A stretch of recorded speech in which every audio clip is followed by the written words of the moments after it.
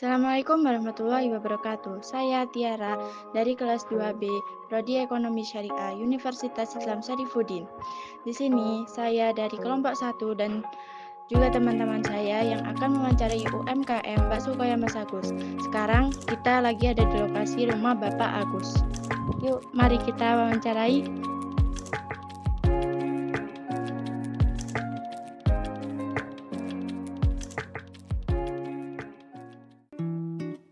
Assalamualaikum warahmatullahi wabarakatuh. Saya akan mewawancari Bapak mengenai beberapa hal. Yang pertama, bagaimana cara Anda mencari dan menentukan konsumen dalam bisnis Anda? Saya itu hanya menciptakan produk dulu. Produk diterima sama masyarakat apa? Sebenarnya produk diterima masyarakat itu tergantung secara ekonomi. Maunya ya, saya kan membuat usaha ini dalam kualitas yang bagus gitu ya. Ketika ekonomi bagus, masyarakat akan menerima. Tapi ketika ekonomi itu lagi turun drastis, maka yang mereka cari adalah bukan kualitas lagi tapi kuantitas saja gitu. Seperti saat ini, sebenarnya usaha saya itu paling meledak itu di tahun 2010, di mana ekonomi lagi bagus-bagusnya. Tapi ketika ekonomi ada COVID yang mewabah ya waktu itu ya, itu sangat jatuh sekali. Tapi yang ramai itu justru bakso yang hanya menjual kuantitas saja, itu yang butuh dicari masyarakat. Yang kedua yaitu bagaimana cara mendistribusikan bisnis Anda kepada konsumen. Kalau di warung itu ya hanya kita jualan di warung aja gitu ya. Cuman kami mempunyai second product yang namanya Bakwan Ilham. Terdiri dari 8 armada. Lah ini menjemput bola. Jadi mereka ini keliling karena pasar atau target market yang saya tuju adalah menengah ke atas.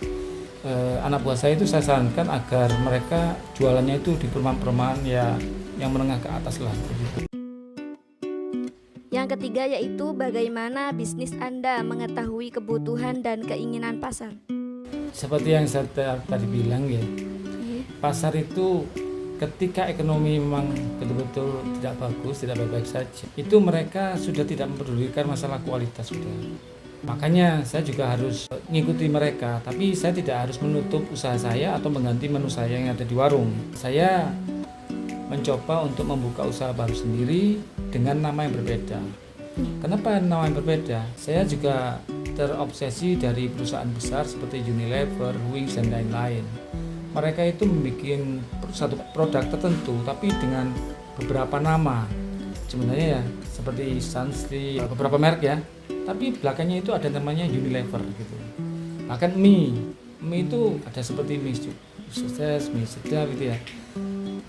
Walaupun orang suka salah satunya, ternyata mereka satu produk gitu loh. Makanya itu sekarang ini saya lagi bukan lagi. Sekarang saya sudah membuka warung baru tapi dengan nama yang berbeda yaitu Bakso Mbak Yun. Sesuai dengan yang menjaganya. Sebenarnya mereka itu karyawan saya. Tapi nama mereka saya ambil sebagai nama produk agar menjadi kompetitor saya sendiri gitu. Yang keempat yaitu apa yang Anda lakukan dalam meningkatkan loyalitas konsumen atau pelanggan. Pertama, kami kami menyuruh kepada karyawan agar kepada pelanggan itu terjadilah interaksi, karena dengan terjadinya interaksi itu akan menimbulkan rasa cinta, maksudnya mencintai produk kami gitu. Mungkin ya seperti umumnya senyum, sapa itu harus dilakukan gitu. Yang kelima yaitu apa yang menghambat usaha atau bisnis dalam mendistribusikan barang. Kalau hambatan sih untuk mendistribusikan barang nggak ada, karena produk kami kan bukan produk yang harus lintas kota kan, atau lintas provinsi. Jadi kami nggak ada kendala masalah itu. Mungkin aja kalau hujan itu aja. Jadi aman ya Pak. Aman. Yang keenam yaitu apakah bisnis Anda memiliki permintaan yang banyak atau penawaran yang banyak begitu sebaliknya? Untuk saat ini sudah berbalik 180 derajat dari tahun 2010. Ya. Saya mengalami peningkatan permintaan itu sekitar tahun 2005.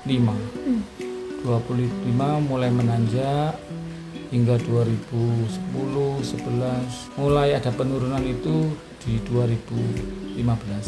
Hingga sekarang untuk warung ini ya, untuk warung itu hingga sekarang mungkin paling parahnya itu di masa-masa Covid atau pandemi itu tadi.